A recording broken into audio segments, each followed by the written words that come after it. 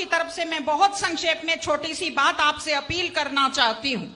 जो कौम अपनी बड़ाई करती रहती है, अपना आत्मचिंतन नहीं करती, उसकी गति रुक जाती है प्रगति की। पहले भी बात कही गई, लेकिन मैं 3 चीजों की तरफ आपका ध्यान दिलाना चाहती हूं। हमारी युवा पीढ़ी बड़ी आकर्षित हो रही है।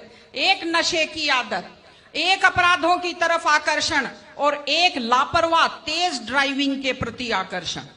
नशे का तो ये हालत है, मैं देखती हूं इसको बुराई नहीं समझते, लोगों ने इसको फैशन समझना शुरू किया है। फेसबुक पर बड़े शान से डालते हैं, भाइयों फलाने भाई के 2 दुकानें निकल गई हैं। तो क्या ये प्रसाद बांटने की बात है? महिलाओं के नाम से लॉटरी डाली एप्लीकेशन लगाते हैं और महिला जो घर की लक्ष्मी होती है उसका नाम बाजार में दारू के ठेके के ऊपर लिख देते हैं। ये ठीक चीज नहीं है। नशा घर को बर्बाद करता है, प्रतिष्ठा को बर्बाद करता है और महिलाएं तो बहुत दुखी हैं इस चीज से। आप कल्पना कीजिए, माँ बाप ये सोचते हैं कि बेटा बड़ा होकर हमारा सहारा बनेगा और वो बेटा दारू के नशे में आंखें तैरती हुई और टल्ले खाता हुआ घर आता है। क्या बीतती होगी माँ बाप के ऊपर। सारे अपराध नशे के कारण होते हैं, सारे एक्सीडेंट नशे के कारण होते हैं। इसलिए इस चीज से दूर रहने की जरूरत है। और मैं आपको साफ साफ कहती हूं, याद रखिए मेरी बात, आपका युवा का सबसे बड़ा दुश्मन वो है जो आदमी पहली बार आपको ये कहता है पी लो बियर दारू नहीं होती, पी लो, बड़े आदमी भी सारे दारू पीते हैं। वो आपका सबसे बड़ा दुश्मन है। चाय की आदत भी छूटनी मुश्किल हो जाती है। दूसरी चीज अपराध। एक खास चीज जो मैंने देखी बड़ी नकारात्मक, अपनी जाति के अपराधियों का पक्ष लेना शुरू कर दिया है सबने।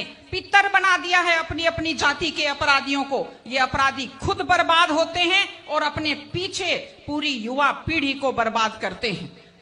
मैं आपको एक उदाहरण देती हूं। एक ऐसे शख्स, एक ऐसे खिलाड़ी दिल्ली के, जिन्हें आज मेडल जीते हुए लोगों की गिनती में होना चाहिए था पहलवानी में, अपराध के कारण आज दिल्ली में जेल की सलाखों के पीछे बैठे हैं। ये हमारे लिए दुख की और शर्म की बात है। और तीसरी चीज तेज ड्राइविंग। 1 लाख युवक, बाकी बड़े उम्र के लोग अलग हैं, 1 लाख युवक जान गंवाते हैं हर साल लापरवाह ड्राइविंग के कारण। आप सोचिए, 25 साल लगते हैं एक बच्चे को पालकर बड़ा करने में और 25 सेकंड में लापरवाह ड्राइविंग के कारण वो लाश में बदल जाता है। क्या बीतती होगी उस मां के ऊपर जो अपने जाते हुए बेटे की पीठ देखती है और आते हुए बेटे का मुंह नहीं देख पाती। आप लोग क्या सोचते हैं? अगर आप अपनी पावर दिखाना चाहते हैं तो मिल्खा सिंह की तरह तेज दौड़िए, या कि आप नीरज चोपड़ा की तरह, देवेंद्र झाझड़िया की तरह आप तेज भाला फेंकिए मोटरसाइकिल का कान मरोड़ने में, या तेज गति से कार भगाने में कोई बहादुरी नहीं होती। अगर आप सोचते हैं कि आप बड़े हैंडसम और डैशिंग दिखते हैं तेज गाड़ी भगाते हुए, आप डैशिंग हैंडसम नहीं दिखते, आप लापरवाह दिखते हैं, आप बेपरवाह दिखते हैं, आप बेवकूफ दिखते हैं। इसलिए कम से कम सड़क पर जब भी गाड़ी चलाएं, आप ध्यान से गाड़ी चलाइए। आपकी जिंदगी आपके माता पिता की भी है। एक छोटी सी चीज और कहना चाहती हूं। हमारे बुजुर्ग हमें जब पालते हैं, जो लोग खेती से बच्चों को पढ़ाते हैं, जो लोग छोटी आमदनी में बच्चों को पढ़ाते हैं, उनकी पूरी उम्र खप जाती है अपने बच्चों की जिंदगी बनाने में। और उसके बाद दुख का विषय है, बड़ा पीड़ादायक सीन मैं कई जगह देखती हूं कि एक माँ बाप मेहनत करते हुए हाथों में आइटन पड़ जाते हैं, एड़ियां फट जाती हैं, कपड़े मैले फट जाते हैं, और उसके बाद जब बेटे को पढ़ा लिखा कर तैयार करते हैं, उसके बाद पढ़ी लिखी बड़े घर की थोड़ी बेटी आ जाती है तो माँ बाप की तरफ ध्यान नहीं देते। आज हमारे 60-70% घरों में हालत यह है कि बुजुर्गों को रोटी तो मिल रही है लेकिन इज्जत से रोटी नहीं मिल रही। इस चीज को बदलने की जरूरत है। माँ बाप, मैं आपसे कहती हूं, जैसी भी परिस्थिति होती है, माता पिता आपको राजकुमार की तरह पालते हैं।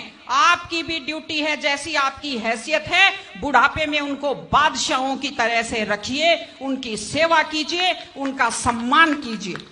अभी जब बात आई है तो मैं आपको बताती हूं। देखिए, ये ओंकार जी खड़े हैं, कोरोना फैला, कोरोना से अपनी माता जी को बचा नहीं पाए, लेकिन उस काल में जब इतना खतरनाक माहौल था, इन्होंने अपने माताजी की इतने प्यार से सेवा की, इतने सम्मान से सेवा की कि पूरा जो कोविड हॉस्पिटल है वो आज भी इनकी सेवा का उदाहरण देता है। इस तरह से माता पिता की सेवा कीजिए, वो अपनी जिंदगी आपके लिए कुर्बान कर देते हैं। और माताएं बहनें बैठी हैं, एक छोटी सी लास्ट बात जो मैं कह रही हूं, बेटियों को समझदार बनाइए, बेटियों को बेटा मत बनाइए, क्योंकि बेटे तो लापरवाह होते हैं। बेटियों को समझदार बेटी बनाइए, जब वो घर से बाहर जाती है तो उसको समझाइए कि वो साथ अपने घर की इज्जत लेकर के जाती है। बेटियों को समझाइए कि कैसे लोग मीठी मीठी बातों का जाल लेकर शिकारियों की तरह से घूमते हैं। और अपनी बेटी को संस्कार दीजिए कि वो जिस घर में जाए अपने सास ससुर की सेवा करे। आजकल मैंने नया ट्रेंड देखा है, बेटियां माँ मम्मी की तो बहुत चिंता करती है लेकिन सास की चिंता नहीं करती हैं। ये गलत चीज है। औरत घर की धुरी होती है। अगर वृद्ध लोगों की चिंता नहीं करेंगे तो हमारे वृद्ध लोगों को सुरक्षा कैसे मिलेगी, उन्हें सम्मान कैसे मिलेगा, इनकी जिंदगी खुश कैसे होगी।